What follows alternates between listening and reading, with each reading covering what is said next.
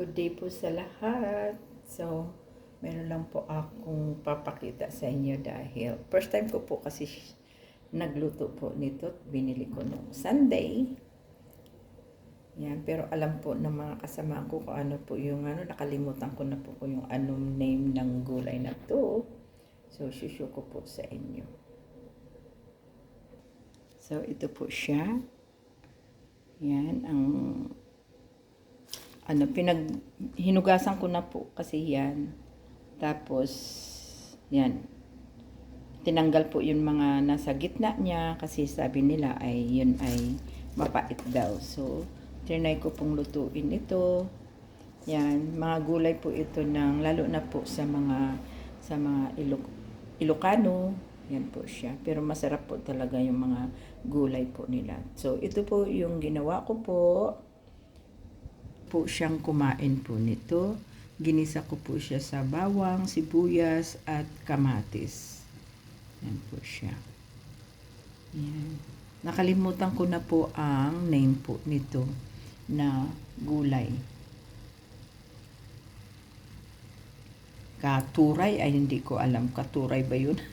Katuray na gulay. Yan po siya. Yan. So, tinuruan po nila ako kung paano po siyang lutuin dahil first time ko po talaga siyang kainin yung ganitong klaseng gulay. Mukha naman po siyang masarap, mabango. Yan. Tapos, binudburan ko po siyang mix na rosemary, oregano. Yan, na may salt po siya. Yan, yun po ang aking pinangtimpla. Hopso po ay talagang sobrang sarap. Kaya, so, tikman ko po ngayon kung ano po yung lasa.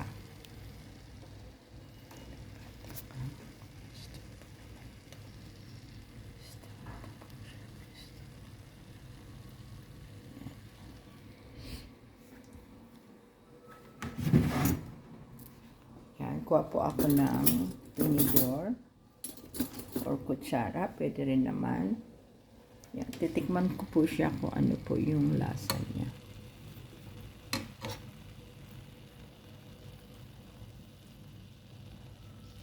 Kasi sabi po kasi nila ay masarap daw. So, try kong tikman.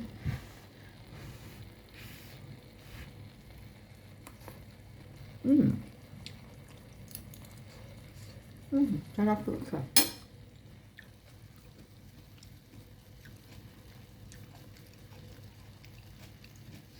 Yan po. Masarap siya. Malutong. Malutong ang masarap kasi yung wag sobrang yung lata-lata ba. Masarap yung medyo may pagka-crispy. So, nagpaksiw din po ako. Bigay po sa akin ni yung paksiw. Ay, yung bangus. Kaya ang ginawa ko po ay pinaksiw ko po yan. Yan po ang aking ulam ngayon. Kinainan ko na po yan. Ang halo ko naman po dyan sa paksiw ay hindi ko po inaluan ng tubig. Suka lang talaga. Na may bawang, luya, yan, paminta. Basta yung po talaga. Masarap po siya. Kasi hindi ko mapigilan kaninang umaga ay kumain po ako. Dahil sa gabi po ay ayaw ko nang kumain. Kaya sa umaga po akong kumain yan. Yan. Yan po ang aking lunch ngayon. So,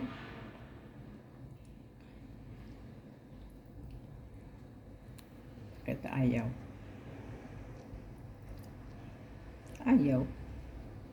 Ba't ayaw mapindot to? Yan. So, hanggang dito na lamang po. Happy birthday nga pala po sa kay Kuya Bal Santos Matubang at ating ama ng Kalingap. More blessings po sa inyo at more birthdays to come. Always good health po, Kuya Bal. Thank you so much po, Kuya Bal. Happy birthday po sa inyo. And happy blessed birthday po ngayong araw na ito, Kuya Bal. Maraming salamat po sa inyo. At please like, share, and subscribe din po natin ang Ina ng Kalingap. Walang iba po si Ate Ina Vlog, Kalingap Rob, at ang aming founder na si Kalingap Marie Pinida. Thank you so much for watching. Bye!